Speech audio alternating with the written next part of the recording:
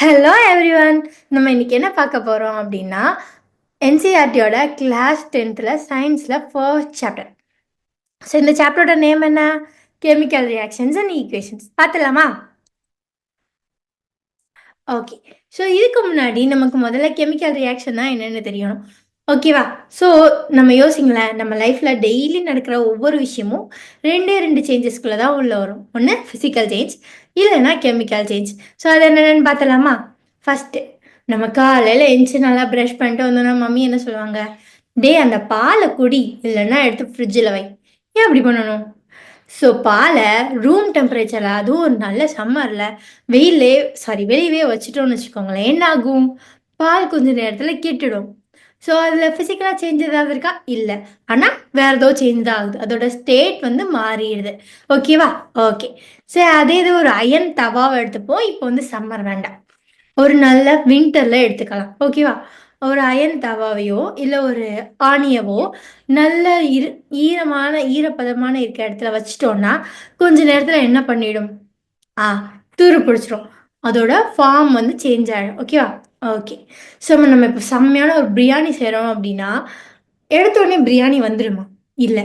நம்ம என்ன பண்ணுறோம் அப்படின்னா வெஜிடபிள்ஸ் இல்லைன்னா என்னென்ன ஒரு ரைஸ் அந்த மாதிரி என்னென்னா ஒரு பிரியாணிக்கு தேவையோ அதெல்லாம் எடுத்து குக் பண்ணுறோம். ஸோ குக் பண்ணுறப்போ அதோட ஹார்ட் நேச்சர்லேருந்து குக் ஆகி நமக்கு ஒரு நல்ல சூப்பரான ஃபுட்டாக வெளில வருது. ஸோ குக்கிங்கும் ஏதோ ஒரு வகையில் எல்லா ஃபார்மையும் சேஞ்ச் பண்ணுது. ரைட்? ரைட். சரி, நம்ம இப்போ சாப்பாடுலாம் சாப்பிட்றோம். அதெல்லாம் என்ன ஆகுது? நம்ம உடம்புல டைஜஸ்ட் ஆகி அந்த சாப்பாடு தான் நமக்கு எனர்ஜியாக கன்வெர்ட் ஆகுது. ஸோ இங்கே சாப்பாடு எனர்ஜியாக மாறுது. இது வரைக்கும் சொன்ன எல்லாத்துலேயுமே என்ன ஆகுது? ஒரு பொருள் இன்னொரு பொருளாக மாறிட்டே இருக்கு. ரைட். இப்போது நம்ம மூச்சு விடுறோம் இல்லையா? We respire, right? அப்படி பண்ணுறப்ப என்ன ஆகும்? நம்ம காற்றுல ஆக்சிஜனை மட்டும் நம்ம காற்றை இன்ஹேல் பண்ணுறோம். அதில் உள்ள ஆக்சிஜனை நம்ம உடம்பு எடுத்துகிட்டு கார்பன் டை ஆக்சைடை ரிலீஸ் பண்ணுது. இது எப்படி நடக்குது? ஸோ இதுவும் எங்கேயோ ஒரு சேஞ்ச் நடக்குது. சரி, இப்போ என்ன பண்ணோம்னா ஃப்ரீசர்லேருந்து ஐஸ் எடுத்துகிட்டு வந்து ஹாலில் அப்படியே வச்சிடும். என்ன ஆகும்? கொஞ்ச நேரத்தில் மெல்ட் ஆகிடும். இங்கே பாருங்களேன், இது வரைக்கும் பார்த்த எல்லாத்துலேயும் ஒரு பொருள் இன்னொரு பொருளாக மாறுச்சு. ஆனால் இப்போது ஐஸை மெல்ட் பண்ணுறப்போ அப்போ என்னது? ஐஸாகவையும் அது என்னது? தண்ணி தான். இதை மெல்ட் பண்ணதுக்கு அப்புறமா இது என்னது? தண்ணி தான். ஸோ இங்கே ஸ்டேட் தான் மாறுது, பொருள் மாறுது. ஓகே. நம்ம இது வரைக்கும் பார்த்த எல்லா சேஞ்சஸையும் வச்சு 2ஆ பிரிக்கலாம். ஒண்ணு ஃபிசிக்கல் சேஞ்ச், இன்னொன்னு கெமிக்கல் சேஞ்ச். ஸோ ஃபிசிக்கல் சேஞ்ச்னா என்ன அப்படின்னா, அந்த பொருளோட அப்பியரன்ஸ் மாறலாம், ஸ்மெல் மாறலாம், இல்ல அது இப்போ ஐஸ் கட்டி மாரி ஒரு சாலிட் ஸ்டேட்லேருந்து லிக்விட் ஸ்டேட், அதோட ஸ்டேட் வந்து மாறலாம். இந்த மாதிரி மாறும். ஆனா, அது எப்படி மாறும் அப்படின்னா, அதோட பார்ட்டிகிள்ஸோட அரேஞ்ச்மெண்ட் தான் மாறப்போகுது. இப்போ ஒரு ஐஸ் கட்டின்னு எடுத்துட்டீங்கன்னு வச்சுக்கோங்களேன், அந்த பார்ட்டிகிள்ஸ் எல்லாம் ரொம்ப டைட்டா ஹோல்ட் ஆயிருக்கும். இதே இது வாட்டர்னா கொஞ்சம் லூஸா ஹோல்ட் ஆயிருக்கும். ஸோ இதில் என்ன நடக்குது அப்படின்னா, பார்ட்டிகிளோட அரேஞ்ச்மெண்ட் தான் மாறுது. ஆனா ஐஸ் கட்டியா இருந்த போயும் தண்ணி தான், உருகுனதுக்கு அப்புறமும் தண்ணி தான். அது மாறல. ஓகேவா? ஓகே. ஸோ இதுக்கு என்னெல்லாம் எக்ஸாம்பிள் அப்படின்னா, boiling water, melting ice, crumpling paper. So பேப்பரை நம்ம எவ்வளோ தான் கிரம்பிள் பண்ணாலும் அது பேப்பர். அது எந்த மாற்றமுமே இல்லை. ஐஸ் அப்பவும் ஐஸாக இருக்கப்பவும் தண்ணி தான், உருகினதுக்கு அப்புறமும் தண்ணி தான். இதே இது வாட்டரை கொதிக்க வச்சா டெம்பரேச்சர் ஏற ஏற வாட்டர் வேப்பர் ஆகிடும். ஆனாலும் அது தண்ணி தான். ஓகேவா? ஸோ இந்த மாதிரி அந்த சப்ஸ்டன்ஸோட நேச்சர் மாறவே மாறாது. இப்போ தண்ணினா தண்ணி தான். அந்த மாதிரி மாறாமல் அதோட ஸ்டேட்டஸ், ஸ்மெல் இதெல்லாம் மாறுச்சு அப்படின்னா அது வந்து ஃபிசிக்கல் சேஞ்ச். அதுக்கு அடுத்து ஒன்று இருக்குது. அது என்னது? Super, chemical change. ஸோ இப்போ கெமிக்கல் சேஞ்சில் எப்படி அப்படின்னா, ஒரு சப்ஸ்டன்ஸ் இன்னொரு சப்ஸ்டன்ஸஸோட புது ப்ராப்பர்ட்டிஸோட மாறும். ஓகேவா? ஸோ இப்போது அயன் நெயில் எடுத்து வெளில ஒரு ஈரமான இடத்துல வைக்கிறோம்னு வச்சுக்கோங்களேன், என்ன நடக்கும்? அயன் கொஞ்சம் கொஞ்சமாக துரு பிடிச்சிரும். ஓகேவா? இந்த அயன் வேற, இந்த துரு வேற. ஸோ ஒரு சப்ஸ்டன்ஸே புது சப்ஸ்டன்ஸஸாக அது புது ப்ராப்பர்ட்டிஸோட மாறிடும். ஓகேவா? ஸோ இதனால் நடக்கும் அப்படின்னா, இந்த பார்ட்டிகல்ஸ்குள்ள ரீஅரேஞ்ச்மெண்ட் நடந்து ஒரு புது ப்ராடக்ட், ஒரு புது சப்ஸ்டன்ஸ் வந்து ஃபார்ம் ஆகும். ஓகேவா? ஸோ எங்கெல்லாம் ஒரு சப்ஸ்டான்சஸ் இன்னொரு சப்ஸ்டன்ஸாக மாறுதோ அதெல்லாம் கெமிக்கல் சேஞ்ச். ஓகேவா? ஸோ இதுக்கு எக்ஸாம்பிள் என்னென்ன எடுத்துக்கலாம்? ரஸ்டிங் ஆஃப் அயன் எடுத்துக்கலாம், குக்கிங் அண்ட் எக் எடுத்துக்கலாம், இல்லைனா எது ஒரு வுட்டு பேர்ன் பண்ணுறதை எடுத்துக்கலாம். ஓகேவா? ஓகே. ஸோ எங்கெல்லாம் ஒரு சப்ஸ்டன்சஸ் இன்னொரு சப்ஸ்டன்ஸாக மாறுதோ அது எல்லாமே கெமிக்கல் சேஞ்ச். ஸோ எங்கெல்லாம் கெமிக்கல் சேஞ்ச் அக்கர் ஆகுதோ அங்கெல்லாம் கெமிக்கல் ரியாக்ஷன் நடந்திருக்கு. ஓகேவா? கிளியரா? ஓகே. ஸோ இது எப்படி மேம் கண்டுபிடிக்கிறது அப்படின்னா, இதுக்கு கொஞ்சம் சில டிப்ஸ் எல்லாம் இருக்கு. எப்பல்லாம் ஒரு ஒரு திங்கோட ஸ்டேட் மாறுதோ அப்போ எடுத்துக்கலாம். அதில் கலர் சேஞ்ச் ஆகுறதுனால எடுத்துக்கலாம். கேஸ் எவால்வ் ஆகிறதுனால இருக்கலாம். டெம்பரேச்சர் சேஞ்ச் ஆகிறதுனால இருக்கலாம். ஸோ இதெல்லாம் என்ன அப்படின்னா ஒரு கெமிக்கல் ரியாக்ஷன் நடந்ததுக்கான அறிகுறிகள். Right right. ஸோ இப்போ நம்ம என்ன பார்க்க போகிறோம்னா ஒரு சின்ன ஆக்டிவிட்டி பார்க்கலாம். ஸோ ஒரு டெஸ்ட் டியூப்ல லெட் நைட்ரேட் எடுத்துக்க போகிறோம். அந்த டெஸ்ட் டியூப்ல இன்னொரு டெஸ்ட் டியூப்லேருந்து பொட்டாசியம் ஹைட்ரேட்டை அப்படியே ஊற்ற போகிறோம். என்ன நடக்குதுன்னு பார்க்கலாமா? ஸோ கீழே இருக்க டெஸ்ட் டியூப்ல என்ன எடுத்துக்க சொல்லியிருக்கோம்? லெட் நைட்ரேட் எடுத்திருக்கோம். இன்னொன்றில் வந்து என்ன பண்ணியிருக்கோம் அப்படின்னா பொட்டாசியம் ஹைட்ரேட் எடுத்து கொஞ்சம் கொஞ்சமாக ஊற்றுறோம். ஸோ ஊற்ற என்ன ஆகுது? லெட் நைட்ரேடோ கலர்லெஸ்ஸாக தான் இருந்துச்சு, பொட்டாசியம் ஹைட்ரேடோ கலர்லெஸ்ஸாக இருந்துச்சு. கொஞ்சம் கொஞ்சமாக ஊற்ற ரெண்டுமே ரியாக்ட் ஆகி ஒரு புதுசான கலர் எல்லோ கலரில் ஒரு ப்ரெசிபிடேட் ஃபார்ம் ஆகுது. ஓகேவா? ஓகே. ஸோ நம்ம என்ன சொல்லியிருந்தோம்? கலர் சேஞ்ச் ஆனால் அது கெமிக்கல் ரியாக்ஷன் சொன்னோம். இங்கே கலர் சேஞ்ச் ஆயிருக்கா? அப்போ இங்கே ஏதோ ஒரு கெமிக்கல் ரியாக்ஷன் நடந்திருக்கு தானே? என்னென்னு பார்க்கலாமா? ஸோ என்ன அப்படின்னா நம்ம பொட்டாசியம் அயோடைடு ஊற்றணும் இல்லையா, அதுவும் லெட் நைட்ரேட்டும் ரியாக்ட் ஆகி நமக்கு இந்த எல்லோ கலர் பிசிபிரேட் ஃபார்ம் ஆயிருக்கு. ஸோ இந்த எல்லோ கலர் பிசிபிரேட் யாரு அப்படின்னா லெட் அயோடைட். ஓகேவா? ஓகே. ஸோ அடுத்து ரெண்டாவதா ஒரு ஓகே. ஸோ இதுக்கு முன்னாடி ஆக்டிவிட்டியில் என்ன பார்த்தோம்? கலர் சேஞ்ச் ஆனால் அப்போ கெமிக்கல் ரியாக்ஷன் நடந்திருக்குன்னு பார்த்தோம். அது என்ன கெமிக்கல் ரியாக்ஷனோ நம்ம பார்த்தோம். அடுத்த ஒரு ஆக்டிவிட்டி போகலாமா? ஸோ இதில் என்ன சொல்லியிருக்காங்க அப்படின்னா ஜிங்க் கிரானியூல்ஸை ஒரு கோனிக்கல் ஃப்ளாஸ்க்லையோ டெஸ்ட் டியூப்லையோ போடுங்க. அது கூட வந்து டைல்யூட் ஹைட்ரோக்ளோரிக் இல்லைன்னா சல்ஃபியூரிக் ஆசிடை ஆட் பண்ணுங்க. அதுக்கப்புறம் என்ன சொல்லியிருக்காங்க? ஆசிட் ஆட் பண்ணுறதுனால ரொம்ப கேர்ஃபுல்லாக இருங்க, என்ன நடக்குது அப்படின்னு பாருங்கன்னு சொல்லியிருக்காங்க. பார்த்துலாமா? Okay fine. நான் இங்கே என்ன பண்ணியிருக்கேன் அப்படின்னா சல்ஃபியூரிக் ஆசிட் எடுத்திருக்கேன். ரைட். ஒரு டெஸ்ட் டியூப்ல நம்ம சல்ஃபியூரிக் ஆசிட் வந்து எடுத்திருக்கோம். ஸோ இங்கே வந்து நம்ம என்ன வச்சுருக்கோம் அப்படின்னா ஜிங்க் கிரானியூல்ஸ் வச்சுருக்கோம். ஸோ நான் என்ன பண்ணுறேன்னா படி இந்த ஜிங்க் கிரானியூல்ஸ் எடுத்து இந்த சல்ஃபியூரிக் ஆசிட்குள்ளே போடுறேன். ஸோ என்ன நடக்குது இங்கே பார்த்தீங்களா? இந்த சல்ஃபியூரிக் ஆசிட் டைல்யூட்டரில் போட்டோன்னே இங்கேருந்து கொஞ்சம் கொஞ்சமாக பபிளாக ஃபார்ம் ஆகி வருது. ஸோ இதில் என்ன நடக்குது? கேஸ் எவால்வ் ஆகுது. அப்படின்னா என்னது? இதுவும் ஒரு கெமிக்கல் ரியாக்ஷன் தான். ஓகேவா? இப்போ கேஸ் எவால்வ் ஆகுது. இது எவ்வளவு நாள் நடந்திருக்கு அப்படின்னா இந்த zinc granules dilute sulphuric acid கூட ரியாக்ட் ஆகிறப்போ ஜிங்க் சல்ஃபைடும் ஹைட்ரஜன் கேஸும் ப்ரொடியூஸ் ஆச்சு. ஸோ இந்த ஹைட்ரஜன் கேஸை தான் நம்ம என்ன பார்த்தோம் அப்படின்னா பபிளாக பார்த்தோம் இல்லையா? ஸோ அதுதான் இது. கிளியர்? அடுத்த ஆக்டிவிட்டி பார்த்துலாமா? ஸோ அடுத்த ஒரு ஆக்டிவிட்டி இருக்குது. இதில் என்ன அப்படின்னா ஒரு clean a magnesium ribbon with about 3 to 4 centimeter long by rubbing it with sandpaper. So என்ன சொல்லியிருக்காங்க? ஒரு மெக்னீஷியம் ரிப்பன் எடுத்துக்கோங்க, அது ஒரு 3 to 4 சென்டிமீட்டர் இருக்கட்டும், அது நல்லா சாண்ட் பேப்பர் வச்சு ரப் பண்ணிக்கோங்க. ஏன் அந்த மாதிரி ரப் பண்ணுறோம் அப்படின்னா மெக்னீஷியம் ஆல்ரெடி அட்மாஸ்பியருக்கு எக்ஸ்போஸ் ஆகி தான் இருக்கும் அந்த மெக்னீஷியம் ரிப்பன். ஸோ நம்ம இப்போ அதை வச்சு எக்ஸ்பெரிமெண்ட் பண்ண போகிறோம். அந்த மெக்னீஷியம் யாரில் உள்ள ஏதாவது மாலிகுல் கூட ரியாக்ட் ஆகி ஏதாவது சப்ஸ்டன்ஸ் ஃபார்ம் ஆகிருக்கலாம்ல, நமக்கு பியூர் மெக்னீஷியம் ரிப்பன் தான் தேவை. ஸோ அதனால சாண்ட் பேப்பர் வச்சு லைட்டாக வைப் பண்ணிட்டோன்னா அந்த சப்ஸ்டன்சஸ் எல்லாம் ரிமூவ் ஆகிடும். Right right. அடுத்து என்ன சொல்லியிருக்காங்க? Hold it with a pair of tongs and burn it using a shrimp lamp or burner and collect the ashes so transformed in a watch glass. Okay. So என்ன சொல்லியிருக்காங்க அப்படின்னா ஒரு இந்த magnesium ரிப்பனை எடுத்து ஒரு பர்னர்லையோ இல்லை சிம்பிள் ஆம்ப்லையோ கொடுத்து பர்ன் பண்ண வச்சு அந்த ஆஷை கலெக்ட் பண்ண சொல்லியிருக்காங்க. பார்க்கலாமா?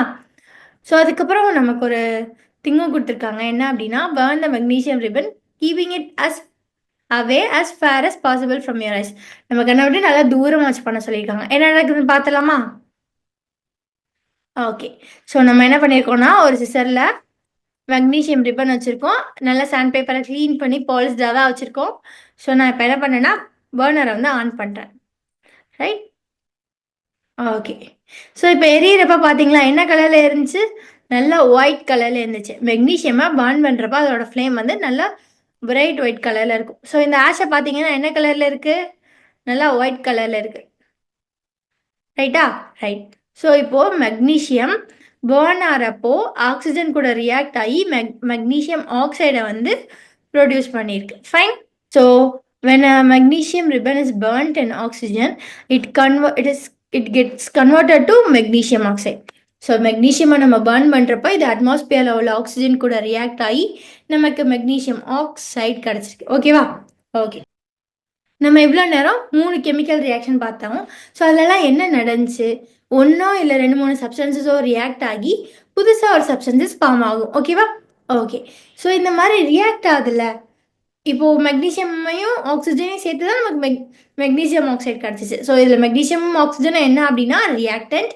இந்த மெக்னீஷியம் ஆக்சைடை வந்து நம்ம ப்ராடக்ட்னு சொல்லுவோம்.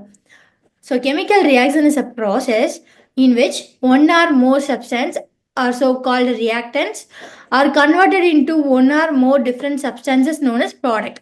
ஓகேவா? கெமிக்கல் ரியாக்ஷனா என்ன அப்படின்னா ஏதோ ஒரு 2-3 சப்ஸ்டன்சஸ், இது மெக்னீஷியம் ஆக்சிஜன் நம்ம வந்து இங்கே ஒரு எக்ஸாம்பிளுக்கு எடுத்துருக்கோம். ஸோ இது ரெண்டும் என்ன அப்படின்னா ரியாக்டன்ஸ். இது ரெண்டும் ரியாக்ட் ஆகி ஒன்று வந்து ஒரு ப்ராடக்டை வந்து கொடுக்கும். ஸோ அதுதான் என்ன அப்படின்னா மெக்னீஷியம் ஆக்சைடு. அதுதான் இங்கே ப்ராடக்ட்டும் கூட. ஓகேவா? ஓகே. ஸோ கிளியராக இருக்குல்ல? கெமிக்கல் ரியாக்ஷன் தான் 2 இல்லை 3 பொருளோ சேர்ந்து இன்னொரு பொருளை ஃபார்ம் பண்ணும். ஸோ இந்த மாதிரி இனிஷியலாக நம்ம எடுத்துக்கிற பொருளுக்கு பேர் ரியாக்டன்ஸ், ஃபைனலாக நமக்கு கிடைக்கிற பொருளுக்கு பேர் ப்ராடக்ட்ஸ். ஓகேவா? ஓகே. ஸோ இந்த மாதிரி எழுதுகிறோம் இல்லை, இதுக்கு பேர் தான் கெமிக்கல் ஈக்குவேஷன்ஸ். ஸோ இந்த கெமிக்கல் ஈக்குவேஷன்ஸ் ஏன் எழுதுகிறோம் அப்படின்னா, இப்போ ஃபார் எக்ஸாம்பிள் நம்ம என்ன எடுத்தோம், மெக்னீஷியம் ரிப்பனை பர்ன் பண்ணோம் ஆக்சிஜனோட ப்ரெசன்ஸில், நமக்கு என்ன கிடச்சிச்சு? மெக்னீஷியம் ஆக்சைடு கிடச்சிச்சு. இதை நான் வேர்டிங்ஸ் எழுதுனா எவ்வளோ பெருசாக இருக்குல்ல. ஸோ இது இன்னும் சிம்பிளிஃபைடாக எழுதணும்னா நம்ம என்ன பண்ணோம், மெக்னீஷியமும் ஆக்சிஜனும் ரியாக்ட் ஆச்சு. ஸோ அப்போ என்ன, மெக்னீஷியம் இன்னொரு யார் ஆக்சிஜன், இவங்க 2 பேரும் என்ன பண்ண போகிறாங்க, சேர போகிறாங்க. ஸோ ஒரு அடிஷன், அது என்னவா மாறப்போகுது, மெக்னீஷியம் ஆக்சைடு. ஸோ இந்த ரியாக்ஷனை இண்டிகேட் பண்ணுறதுக்கு ஒரு ஆரோ மார்க். ஓகேவா? அதுக்கப்புறம் அந்த ப்ராடக்ட் எழுத போகிறோம். ஸோ இந்த மாதிரி கெமிக்கல் ரியாக்ஷன் எழுதுவோம். மேம் இதை விட ஈஸியாக எழுத முடியாதா? ஓ கண்டிப்பாக எழுதலாம். அது பார்த்தலாமா? ஓகே. அதுக்கு முன்னாடி இது வந்து ஒரு செர்டைன் ரூல்ஸ் இருக்குது. ஃபர்ஸ்ட் ரூல் என்ன அப்படின்னா, the reactants are written on the left hand side with a plus sign between them. So இப்போ நமக்கு என்னென்ன ரியாக்டன்ஸ் இருக்குது, மெக்னீஷியம் இருக்குது, ஆக்சிஜன் இருக்குது. ஸோ 2 பேருக்கும் நடுவில் என்ன இருக்கணும், ப்ளஸ் சைன் இருக்கணும். Similarly, the products are written on a right hand side with a plus sign in between them. So இந்த ரியாக்ஷனில் நமக்கு ஒரே ஒரு ப்ராடக்ட் தான் கிடச்சிச்சு, மெக்னீஷியம் ஆக்சைடு. ஒருவேளை இன்னும் 2-3 ப்ராடக்ட்ஸ் இருந்துச்சுன்னா அதையும் அந்த 2 ப்ராடக்ட்டுக்கு நடுவில் நம்ம ப்ளஸ் சைன் தான் யூஸ் பண்ணியிருக்கணும். ஓகேவா? Okay. And the arrowhead point towards the product. So இங்கே தான் நமக்கு ப்ராடக்ட் இருக்குது. நல்லா பாருங்கள், இந்த ஆரோஹெட் எதை நோக்கி இருக்குது, ப்ராடக்டை நோக்கி தான் இருக்குது. ஸோ இந்த ஆரோவோட வேலை என்ன அப்படின்னா, shows the direction of a reaction. So எப்படி என்ன டைரக்ஷனில் ரியாக்ஷன் நடந்திருக்குன்றதை சொல்கிறது. ஸோ இவங்க 2 பேரும் ரியாக்டன்ஸ், இவங்க 2 பேரும் சேர்ந்து தான் ப்ராடக்டாக மாற போகிறாங்க. ஸோ இந்த ஆரோ ப்ராடக்டை பாயிண்ட் பண்ணி தான் இருக்கும். ஓகேவா? ஓகே. இதை விட ஈஸியாக இந்த கெமிக்கல் ரியாக்ஷன் எழுத முடியுமா? ஷியர், கண்டிப்பாக எழுதலாம். ஸோ இப்போ இந்த chemical reaction can be made more concise and useful if you use chemical formula instead of words. So இப்போ மெக்னீஷியம் அப்படின்னு நான் ஃபுல்லாக எழுதுறதுக்கு பதிலாக அதோட கெமிக்கல் ஃபார்முலா என்ன, எம்ஜி. இது ஆக்சிஜன் ஃபுல்லாக எழுதுறதுக்கு பதிலாக அதோட கெமிக்கல் ஃபார்முலா என்ன, O2. மெக்னீஷியம் ஆக்சைடுக்கு MgO. இந்த மாதிரி அந்த கெமிக்கல் ஈக்குவேஷன் எழுதுகிறப்போ அந்த கெமிக்கல்ஸோட ஃபார்முலாவை போட்டு எழுதினா இன்னும் ப்ரிசைஸாக சூப்பராக இருக்கும். ஓகேவா? ஸோ இந்த மாதிரி தான் எல்லா கெமிக்கல் ரியாக்ஷன்ஸுமே நம்ம இதுக்கப்புறம் படிப்போம். இப்படி தான் எழுதவும் செய்யணும். சரியா? ஓகே. இந்த கெமிக்கல் ரியாக்ஷன்ஸ்லேயே 2 டைப் இருக்குது. இங்கே பாருங்களேன், ஒரு மெக்னீஷியம் இருக்குது, இந்த பக்கம் ஒரே ஒரு மெக்னீஷியம் இருக்குது. இங்கே பாருங்கள் O2. ஸோ ஓன்றது வந்து ஆக்சிஜனோட சிம்பிள், 2 அப்படின்னா 2 ஆக்சிஜன் சேர்ந்து பாண்டாக இருக்குது. ரைட்? ஸோ இதை தான் O2ன்னு சொல்கிறாங்க. ஸோ அப்போ இங்கே எத்தனை ஆக்சிஜன் ஆட்டம்ஸ் இருக்குது, 2 ஆட்டம்ஸ் இருக்குது. அண்ட் அப்படியே ரைட் ஹேண்ட் சைட் பார்த்தீங்க அப்படின்னா மெக்னீஷியம் ஆக்சைடாக இருக்குது. அப்போ எத்தனை ஆட்டம் இருக்குங்க, ஒரே ஒரு ஆட்டம் தான் இருக்குது. இந்த மாதிரி நம்பர் ஆஃப் ஆட்டம்ஸை பேஸ் பண்ணி கெமிக்கல் ஈக்குவேஷனை 2ஆக பிரிக்கிறாங்க. ஸோ ஒன்று வந்து ஸ்கெலிட்டல் கெமிக்கல் ஈக்குவேஷன், இன்னொன்று வந்து பேலன்ஸ்டு கெமிக்கல் ஈக்குவேஷன். சரி, இது எப்படி பிரிக்கணும் அப்படின்னா, first thing, count and compare the number of atoms of each element on LHS and RHS of the arrow. So ஒரு கெமிக்கல் ஈக்குவேஷனில் 2 சைடுமே நம்ம பார்க்கணும் எத்தனை ஆட்டம்ஸ் இருக்குது அப்படின்னு ஒவ்வொரு எலமெண்ட்டுக்கும்.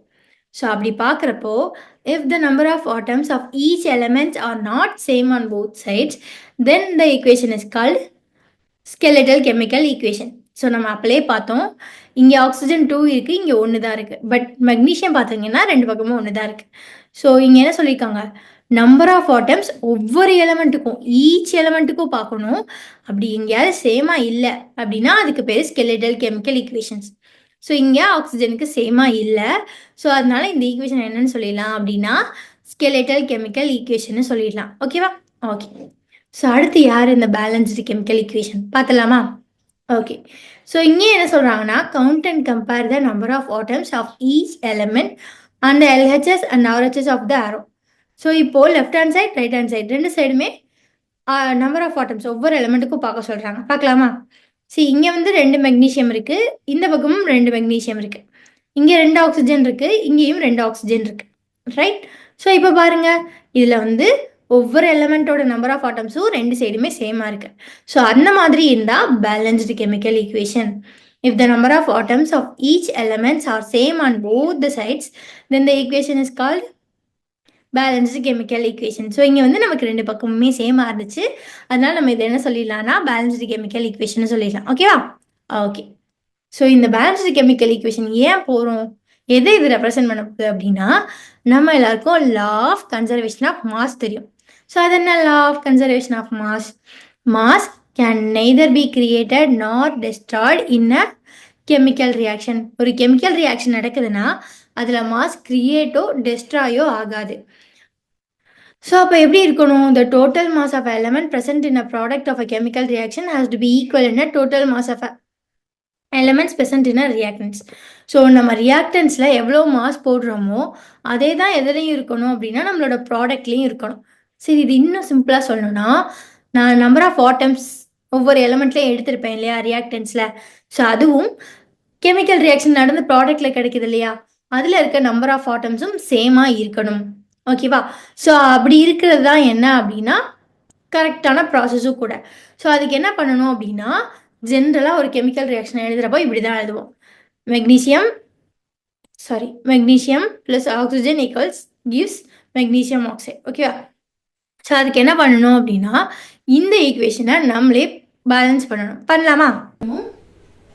ஒரு ஆக்சிஜனும் ரியாக்ட் ஆனால் நமக்கு என்ன கிடைக்கும், ஒரு மெக்னீஷியம் ஆக்சைடு கிடைக்கும். ஓகேவா? ஆனால் என்ன அப்படின்னா ஒரு ஈக்குவேஷன் இருக்குது அப்படின்னா அந்த ஈக்குவேஷனுக்கு லெஃப்ட் ஹேண்ட் சைடு உள்ள ஆட்டம்ஸோட நம்பரும் ரைட் ஹேண்ட் சைடு உள்ள ஆட்டம்ஸோட நம்பரும் சேமாக இருக்கணும். செக் பண்ணிடலாமா? ஸோ என்னென்ன எலமெண்ட்ஸ் இருக்குது, எனக்கு மெக்னீஷியம் இருக்குது, ஆக்சிஜன் இருக்குது. ரைட். ஸோ இங்கே நான் என்ன எடுத்துக்கிறேன்னா ரியாக்டன் சைடு என்னென்ன எவ்வளோ நம்பர் ஆஃப் எலமெண்ட்ஸ் ஆட்டம்ஸ் இருந்துச்சு, இங்கே வந்து ப்ராடக்ட் சைடு எத்தனை நம்பர் ஆஃப் ஆட்டம்ஸ் இருந்துச்சுன்னு. ஓகே. மெக்னீஷியம் இங்கே எனக்கு எத்தனை இருக்குது, 1 ரியாக்டன் சைடில், ப்ராடக்ட் சைடில் 1. ஸோ ஆக்சிஜன் ரியாக்டன் சைடில் எத்தனை, 2, ப்ராடக்ட் சைடில் எத்தனை, 1. ஸோ இங்கே ஆக்சிஜன் பேலன்ஸ் ஆகலை. ஸோ ஆக்சிஜன் 2 இருக்குது, ப்ராடக்டில் 1 தான் இருக்குது. ஸோ 1 2 ஆக்கணும் என்ன பண்ணலாம் அப்படின்னா ஒரு 2ஆல் மல்டிப்ளை பண்ணலாம். ஸோ தட் இங்கே ஒரு 2 நான் போட்டுறேன். ஸோ இப்போ எனக்கு என்ன, அது ரியாக்டன் சைடும் 2 ஆக்சிஜன் இருக்குது, ப்ராடக்ட் சைடும் 2 ஆக்சிஜன் இருக்குது. ஆனால் மெக்னீஷியம் பாருங்களேன், ப்ராடக்ட் சைடு இதுக்கு முன்னாடி வரைக்கும் ஒரு மெக்னீஷியம் தான் இருந்துச்சு. ஸோ இப்போ என்ன ஆயிடுச்சு அப்படின்னா 2 ஆயிடுச்சு. ஸோ இப்போது ரியாக்டன் சைடில் நான் அதை ஈக்குவேட் பண்ணால் தான் என்னோடய ஈக்குவேஷன் பேலன்ஸ்டு ஈக்குவேஷன் ஆகும். ஸோ இப்போ நான் என்ன பண்ணுறேன் அப்படின்னா மெக்னீஷியமுக்கு முன்னாடி ஒரு 2 போடுறேன். ஸோ அப்போ என்ன ஆகும், ரியாக்டன் சைடும் 2 மெக்னீஷியம், ப்ராடக்ட் சைடும் 2 மெக்னீஷியம். ஆக்சிஜனை பொறுத்தளவு ரியாக்டன் சைடும் 2, ப்ராடக்ட் சைடும் 2. ஸோ இப்போ நம்ம வந்து ஒரு ஸ்கெலிட்டல் ஈக்குவேஷனை பேலன்ஸ்டு ஈக்குவேஷனாக மாற்றிட்டோம். ஓகேவா? ஓகே. ஸோ இப்போது இதே மாதிரி நிறையா ரியாக்ஷன்ஸ் நம்ம பார்க்க போகிறோம். ஓகேவா?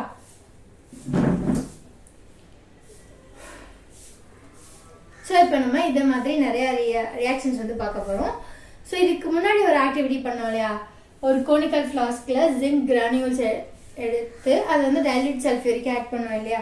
ஸோ அந்த ரியாக்ஷன் எப்படி நடந்திருக்கும், ஜிங்க் கிரானியூல்ஸ் எடுத்திருப்போம், அது கூட டைல்யூட் சல்ஃபியூரிக் ஆசிட் ஆட் பண்ணோம். சல்ஃபியூரிக் ஆசிடோட ஃபார்முலா H2SO4. நமக்கு என்ன கிடச்சிது, ஸோ நமக்கு வந்து 2 ப்ராடக்ட் கிடச்சிது. ஒன்று வந்து ஜிங்க் சல்ஃபைட், ஸோ இன்னொன்று என்ன அப்படின்னா ஹைட்ரஜன் கேஸ் கிடச்சிச்சு. ஓகேவா? ஓகே. ஸோ இதை நம்ம செக் பண்ணிடலாமா? ஓகே, என்னென்ன மாலிகூல்ஸ் எனக்கு இருக்குது? Molecules are elements. எனக்கு வந்து ஜிங்க் இருக்குது, ஹைட்ரஜன் இருக்குது, சல்ஃபர் இருக்குது, ஆக்சிஜன் இருக்குது. ரைட். இது வந்து ப்ராடக்ட்ஸ், சாரி ரியாக்டன்ட் சைட், இது வந்து ப்ராடக்ட் சைட். ஓகேவா? ஓகே. ஸோ ரியாக்டன்ட்ல எத்தனை ஜிங்க் இருக்குது? 1. ப்ராடக்ட்லேயும் எனக்கு ஒரு ஜிங்க் தான் இருக்குது. ஸோ ரியாக்டன்ட் சைடு எத்தனை ஹைட்ரஜன் இருக்கு? 2. Product side 2. ஓகேவா? ஸோ அதே மாதிரி சல்ஃபர் பார்க்கலாமா? Sulphur reactant side 1, product side 1. Oxygen reactant side 4, product side 4. So இந்த ஈக்குவேஷன் எப்படின்னா நேச்சுரலாகவே ஒரு பேலன்ஸ்டாக ஈக்குவேஷனாக இருக்குது. ஓகேவா? ஓகே. ஸோ நம்ம செக் பண்ண மாதிரி எல்லா எலிமெண்ட்ஸுமே ரியாக்டன்ட் சைடும் சரி, ப்ராடக்ட் சைடும் சரி, ஜிங்க் 2 சைடுமே ஒரு எலிமெண்ட், ஹைட்ரஜன் 2 சைடுமே 2 ஆட்டம்ஸ், சல்ஃபர் 2 சைடுமே ஒரு ஆட்டம்ஸ், ஆக்சிஜன் 2 சைடுமே 4 ஆட்டம்ஸ். ஓகேவா? ஸோ இது ஒரு பேலன்ஸ்டு ஈக்குவேஷன் தான். ஓகேவா? ஸோ இதுக்கப்புறம் இதை பேலன்ஸ் பண்ண அவசியம் இல்லை. ஸோ அடுத்தது போயிடலாமா? ஓகே. ஸோ நம்ம இப்போ என்ன பார்க்க போகிறோம் அப்படின்னா இன்னொரு கெமிக்கல் ரியாக்ஷன் பார்க்க போகிறோம். ஸோ இதை வந்து நம்ம எப்படி பேலன்ஸ் பண்ணுறதுன்னு பார்க்கலாம். ஸோ இதில் என்ன அப்படின்னா அயன் Fe வந்து என்ன பண்ணுது அப்படின்னா ஒரு வாட்டர் மாலிகுல் கூட ரியாக்ட் ஆகி நமக்கு என்ன கிடைக்க போகுது அப்படின்னா Fe3O4 கிடைக்க போகுது. என்ன கிடைக்குது? Fe3O4. அதுக்கப்புறம் ஹைட்ரஜன் கேஸ் கிடைக்குது. ஓகேவா? ஓகே. ஸோ இதை நம்ம எப்படி பேலன்ஸ் பண்ணுறதுன்னு பார்க்கலாமா? வழக்கம் போல் ஒரு சார்ட் போடுறோம். என்னென்ன எலிமெண்ட்ஸ் எல்லாம் இருக்குது? அயன் இருக்குது, ஹைட்ரஜன் இருக்குது, ஆக்சிஜன் இருக்குது. ஸோ இது ப்ராடக்ட், சாரி ஃபஸ்ட் ரியாக்டன்ட் பிடிக்கலாம். Reactant, so then product. ஓகேவா? ஸோ ஃபஸ்ட்டு இங்கே எத்தனை அயன் எலிமெண்ட்ஸ் இருக்குது? 1. இங்கே எத்தனை இருக்குது? 3. ஸோ அடுத்த ஹைட்ரஜன் இங்கேயும் 2, அங்கேயும் 2. இங்கே எத்தனை ஆக்சிஜன் இருந்துச்சு? 1. இங்கே எத்தனை ஆக்சிஜன் இருக்குது? 4. ஓகேவா? ஓகே. ஃபஸ்ட்டு வந்து Fe பார்த்தலாமா? அயன் வந்து ரியாக்டன்ட்டில் 1 தான் இருக்குது, பட் ப்ராடக்டில் 3 இருக்குது. ஸோ நான் இங்கே என்ன பண்ண போகிறேன் அப்படின்னா இந்த Feக்கு முன்னாடி ஒரு 3 போட போகிறேன். ஓகேவா? ஓகே. ஸோ இப்போ எனக்கு Fe எதுவும் இருக்குது? ரியாக்டன்ட்லேயும் 3 தான் இருக்குது, ப்ராடக்ட்லேயும் 3 தான் இருக்குது. சூப்பர். ஸோ இங்கே ஹைட்ரஜன் அதே மாதிரி தான் இருக்குது. ஆனால் ஆக்சிஜன் பாருங்களேன், ரியாக்டன்ட்டில் ஒரு ஆட்டம் தான் இருக்குது, ஆனால் ப்ராடக்டில் 4 இருக்குது. ஓகேவா? ஸோ நான் என்ன பண்ணுறேன் அப்படின்னா ஆல்ரெடி இருக்கிறத நம்மளால் ரெடியூஸ் பண்ண முடியாது. ஸோ இங்கே நம்பர் ஆஃப் ஆட்டம்ஸாக வேரி பண்ணிக்கலாம். ஸோ இங்கே எத்தனை இருக்குது? 1 இருக்குது. ஸோ அதுக்குனால இங்கே வந்து என்ன பண்ணுறேன் அப்படின்னா ஒரு 4 போடுறேன். அப்போ எனக்கு என்ன ஆயிடுச்சு? 4 ஆக்சிஜன் ஆட்டம்ஸ் கிடச்சிச்சு. ஸோ இங்கேயும் பேலன்ஸ்ட் ஆகிடுச்சு, இங்கேயும் பேலன்ஸ்ட் ஆகிடுச்சு. ஆனால் இப்போ பாருங்களேன், இங்கே 4, இங்கே 2. ஸோ இந்த மாதிரி ஸ்டேட்டில் ரெண்டையும் மல்டிப்ளை பண்ணோம். 4 2 சார் 8. ஸோ எத்தனை ஹைட்ரஜன் ஆட்டம் இருக்குது? 8 ஹைட்ரஜன் ஆட்டம்ஸ் வந்து ரியாக்டன்ட் சைடில் வந்துருச்சு. ஸோ ப்ராடக்ட் சைடில் எத்தனை இருக்குது? 2 இருக்குது. ஸோ நான் இதை பேலன்ஸ் பண்ணுறதுக்காண்டி இங்கே 4 போட்டுக்கிறேன். 4 2 சார் எத்தனை ஆட்டம்ஸ் வந்துடும்? 8 ஆட்டம்ஸ். ஸோ ஹைட்ரஜன் ஆட்டம்ஸும் ஈஸியாக வந்து என்ன ஆயிடுச்சு? பேலன்ஸ் ஆயிடுச்சு. ஸோ இப்போ செக் பண்ணலாமா? ஓகே. ஸோ ரியாக்டன்ட் சைடு எத்தனை Fe அயன் ஆட்டம்ஸ் இருக்குது? 3. ப்ராடக்ட் சைடு எத்தனை இருக்குது? 3. ஸோ பேலன்ஸ்ட் ஆயிடுச்சு. ஸோ அதுக்கப்புறம் ஹைட்ரஜன் ரியாக்டன்ட் சைடு எத்தனை இருக்குது? 4 2 சார் 8 எலிமெண்ட்ஸ் இருக்குது. அதே மாதிரி அந்த பக்கம் ப்ராடக்ட் சைடு 4 2 சார் 8. ஓகே, 8 ஆட்டம்ஸாக மாறிடுச்சு இங்கே 4 ஆட் பண்ணதுனால. ஸோ இதுவும் பேலன்ஸ்ட் ஆயிடுச்சு. ஸோ அதுக்கப்புறம் ஆக்சிஜன் ரியாக்டன்ட் சைடில் 4 இருக்குது, ப்ராடக்ட் சைடில் 4 இருக்குது. ஸோ இப்போது நார்மலாக அந்த ஒரு ஈக்குவேஷனாக ஒரு ஸ்கெலிட்டல் கெமிக்கல் ஈக்குவேஷனாக நம்ம வந்து என்னவா மாற்றிட்டோம் அப்படின்னா பேலன்ஸ்டு கெமிக்கல் ஈக்குவேஷனாக மாற்றிட்டோம். இது வரைக்கும் என்ன பார்த்தோம் அப்படின்னா ஒரு கெமிக்கல் ரியாக்ஷனை எப்படி பேலன்ஸ் பண்ணுறதுன்னு பார்த்தோம். இப்போ என்ன பார்க்க போகிறோம் அப்படின்னா ஒரு பேலன்ஸ்டு கெமிக்கல் ஈக்குவேஷனில் எல்லாமே ஓகேயாக இருக்கும், ஆனால் இதில் உள்ள ஒவ்வொரு எலமெண்ட்டும் என்ன ஸ்டேட்டில் இருந்துச்சு அப்படின்னு நமக்கு தெரியாது. ஃபார் எக்ஸாம்பிள் இந்த அயன் இருக்குன்னா இது சாலிடாக இருந்துச்சா லிக்விடாக இருந்துச்சா எதுவுமே நமக்கு தெரியாது. இதில் நிறைய இன்ஃபர்மேஷன் அதோட ஃபிசிக்கல் ஸ்டேட் பற்றி இல்லை. ஸோ என்ன பண்ண போகிறோம் அப்படின்னா, ஒரு கெமிக்கல் ஈக்குவேஷனை இன்னும் பயங்கர இன்ஃபர்மேட்டிவாக மாற்றணும் அப்படின்னா, அதில் உள்ள ஒவ்வொரு எலமெண்ட்டும் என்னென்ன ஸ்டேட்டில் இருந்துச்சுன்னு இண்டிகேட் பண்ணும். அதை எப்படி இண்டிகேட் பண்ணுறது அப்படின்னா, இப்போ ஃபார் எக்ஸாம்பிள் ஒரு எலமெண்ட் கேசியஸ் ஸ்டேட்டில் இருக்குது அப்படின்னா, அதை ஸ்மால் ஜியால் ரெப்ரசன்ட் பண்ணணும். லிக்விட் அப்படின்னா ஸ்மால் லெட்டர் எல். அக்வஸ் அதாவது வாட்டராகவும் இல்லாமல் சாலிடாகவும் இல்லாமல் அக்வஸாக இருந்துச்சு அப்படின்னா ஏக்யூ. அண்ட் சாலிடாக இருந்துச்சுன்னா எஸ். இந்த மாதிரி வந்து இண்டிகேட் பண்ணணும். இந்த ஈக்குவேஷன் வந்து என்ன பண்ணியிருக்கோம் அப்படின்னா, அதே ஈக்குவேஷன் தான். ஆனால் இதில் உள்ள ஒவ்வொரு எலமெண்ட்டும் என்ன ஸ்டேட்டில் இருக்குது அப்படின்றத வந்து இண்டிகேட் பண்ணியிருக்கோம். ஸோ இதில் எஃப்இ வந்து சாலிட் ஸ்டேட்டில், வாட்டர் வந்து கேசியஸ் ஸ்டேட்டில், அண்ட் அகெயின் ப்ராடக்ட்டில் இருக்க Fe3O4 அயன் ஆக்சைடு வந்து சாலிட் ஸ்டேட்டில் இருக்குது. அண்ட் கிடைக்கிற ஹைட்ரஜன் வந்து என்ன ஸ்டேட்டில் இருக்குது? கேசியஸ் ஸ்டேட்டில் இருக்குது. ஓகேவா? ஓகே. ஸோ அடுத்து ஒரு ஈக்குவேஷனில் அது என்ன ஸ்டேட்டில் இருக்குது அப்படின்னு தெரிஞ்சால் மட்டும் போதாது, அது என்ன கண்டிஷனில் நடக்குது அப்படின்றதும் நமக்கு தெரியணும். ஸோ ஒரு சில ரியாக்ஷன்ஸ் வந்து என்ன சர்டைன் கண்டிஷன்ஸில் நடக்கும். ஃபார் எக்ஸாம்பிள் குறிப்பிட்ட டெம்பரேச்சர் இவ்வளோ இருக்கணும், இல்லை ப்ரெஷர் இவ்வளோ தான் இருக்கணும், இல்லை அதுக்கு அந்த ரியாக்ஷனை ஃபாஸ்டாக்கவோ இல்லை ஸ்லோ டவுன் பண்ணவோ கேட்லிஸ்ட் ஏதாவது ஆட் பண்ணியிருப்பாங்க. ஸோ இந்த மாதிரி எல்லா டீட்டெயில்ஸும் நமக்கு தெரியணும். ஸோ இந்த மாதிரி டெம்பரேச்சர், ப்ரெஷர், கேட்லிஸ்ட் இதெல்லாம் எங்கே டினோட் பண்ணுவாங்க அப்படின்னா, ப்ராடக்ட்டுக்கும் ரியாக்டண்ட்டுக்கும் நடுவில் ஒரு ஆரோ மார்க் இருக்கு இல்லையா? ஸோ ரியாக்டண்ட்டுக்கும் ப்ராடக்ட்டுக்கும் நடுவில் உள்ள ஆரோ மார்க்குக்கு மேலேயும் கீழேயும் இண்டிகேட் பண்ணுவாங்க. ஸோ ஃபர்ஸ்ட் ஈக்குவேஷன் எடுத்துக்கோங்களேன். ஸோ கார்பன் மோனாக்சைடு கேஸாக எடுத்திருக்காங்க. அதே மாதிரி அது எது கூட ரியாக்ட் பண்ணுறாங்க அப்படின்னா ஹைட்ரஜன் கூட. ஸோ அதுவும் கேஸாக தான் எடுத்திருக்காங்க. ஆனால் ஃபார்ம் ஆகிருக்கிறது என்ன அப்படின்னா மெத்தனால். CH3OH வந்து ஃபார்ம் ஆகிருக்கு. அது வந்து என்ன ஸ்டேட்டில் இருக்குது? லிக்விட் ஸ்டேட்டில் இருக்குது. ஸோ இந்த பர்டிகுலர் ரியாக்ஷன் வந்து எப்போ நடந்திருக்கு அப்படின்னா ஒரு குறிப்பிட்ட ப்ரெஷரில் நடந்திருக்கு. ஸோ அது என்ன அப்படின்னா 340 அட்மாஸ்பியரிக் ப்ரெஷர். ஓகேவா? ஓகே. ஸோ அதுக்கடுத்து நம்ம எல்லாரும் பிளான்ஸை பார்க்குறோம்ல, அதில் என்ன என்ன ரியாக்ஷன் நடக்கும்? ஃபோட்டோசிந்தசிஸ் நடக்கும். ஸோ அந்த ஃபோட்டோசிந்தசிஸ் ரியாக்ஷனில் என்னென்ன இருக்கணும்? கண்டிப்பாக சூப்பர் சன்லைட்டும் குளோரோஃபைலும் இருக்கணும். ஸோ அதை இந்த ஆரோக்கும் மேலேயும் கீழேயும் இண்டிகேட் பண்ணியிருக்காங்க. ஸோ ஒரு பர்டிகுலர் டெம்பரேச்சர்லையோ இல்லை ஒரு கேட்டலிஸ்ட்டோ அங்கே ஆட் பண்ணி அந்த ரியாக்ஷன் நடக்குதுன்னா அதை இந்த ஆரோக்கு மேலேயும் கீழேயும் இண்டிகேட் பண்ணுவாங்க. ஸோ இங்கே இந்த ஃபோட்டோசிந்தசிஸ் எப்படி நடக்குதுன்னு பார்த்தலாமா? 6 கார்பன் டை ஆக்சைடு மாலிகூல்ஸோட வாட்டர் மாலிகூல்ஸ் வந்து ரியாக்ட் ஆகுது. இது ரெண்டும் சேர்ந்து குளுக்கோஸ் C6H12O6 வந்து அக்வஸ் ஃபார்மில் கிடைக்குது. அதுக்கப்புறம் ஆக்சிஜன் மாலிகூல்ஸும் வாட்டர் மாலிகூல்ஸும் கிடைக்குது. ஓகேவா? ஓகே.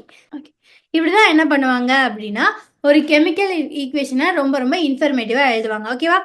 நம்ம இந்த கிளாஸில் என்னென்ன பார்த்தோம்னா கெமிக்கல் ரியாக்ஷன்னா என்ன, அதை எப்படி எழுதுறது, ஒரு கெமிக்கல் ஈக்குவேஷன் எழுத என்னென்ன ஃபார்மேட்ஸ் இருக்குது, ஸோ அதுக்கப்புறம் அந்த கெமிக்கல் ஈக்குவேஷனை எப்படி பேலன்ஸ் பண்ணுறது, அதோட ஸ்டேட், அதுக்கப்புறம் கேட்டலிஸ்ட் இதெல்லாத்தையும் எங்கே எழுதுவாங்க அப்படின்றது சர்டன் டீட்டெயில்ஸ் எல்லாமே இந்த கிளாஸில் பார்த்தோம். ஸோ இது வந்து இந்த லெசனோட பார்ட் 1 தான். பார்ட் 2 நெக்ஸ்ட் வீடியோவில் பார்க்கலாம் guys. Thank you. Bye.